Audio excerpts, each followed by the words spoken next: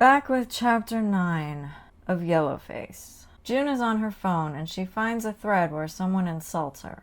She calls me, among other things, an oblivious white woman with no real ties to the community and a disingenuous, self-interested faux ally. I miss the days when people could just write a story and not serve me propaganda with a side of lies and a bullshit smoothie.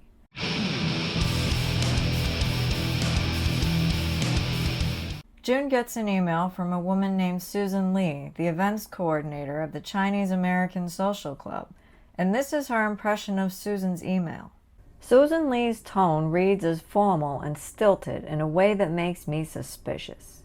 Why? A stranger wrote you a letter inviting you to a formal meeting. Why shouldn't she be formal? What's she supposed to say? Hey brah, come to our meeting on fleek so you slay.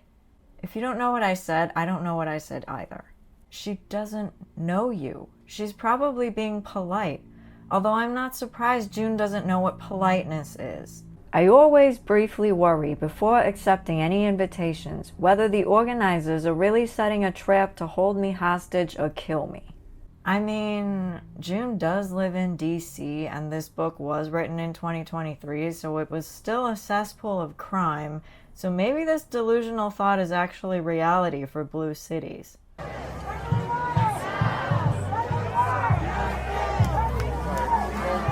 I just highlighted it because in my world, you can make it to work without being carjacked.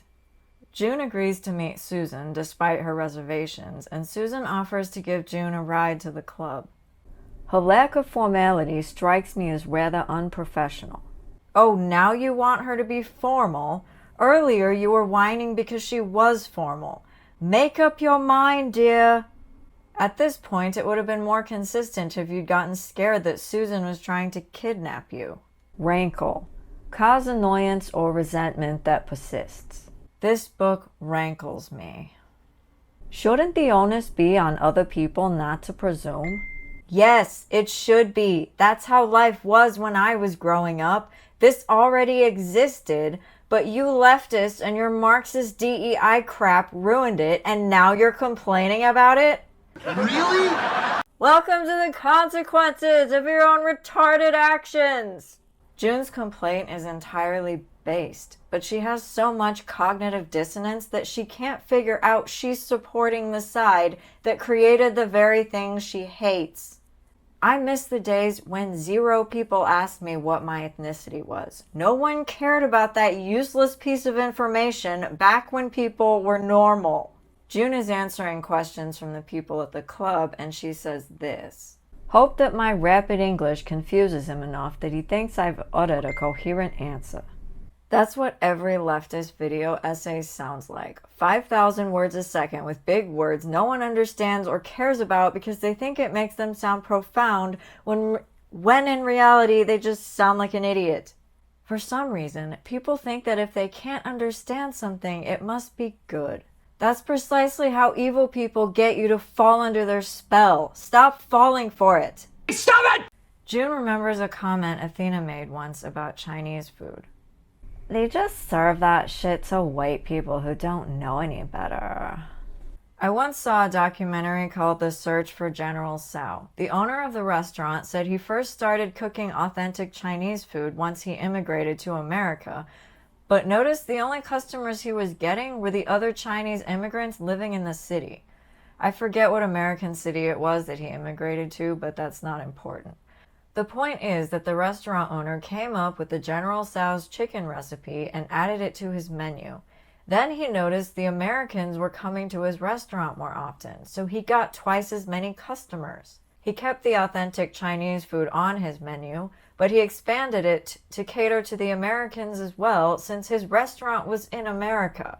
It makes sense to make food that the locals will enjoy if you want to make money. It's good business practice. Of course, I wouldn't expect a communist to understand that. Athena's asshole comment proves she's also an insufferable bint. June shows how stupid she is when a man named Mr. Lee says this. You are exactly right, he says. We need you. My English, it is not so good. Your generation has very good English. You can tell them our story. Make sure they remember us.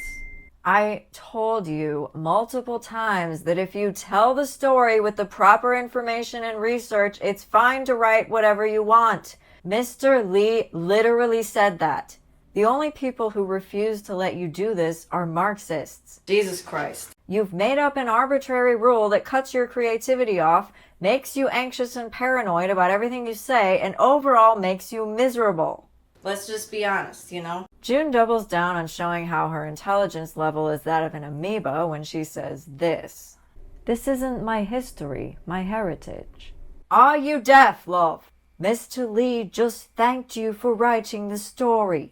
He was so touched that anyone even cared to write about the topic at all. The appearance of the author means fuck all to him, which is the correct way to be. Stop trying to push this awful idea where you tyrannize people into writing things only you want them to write, and also piss off far, far away.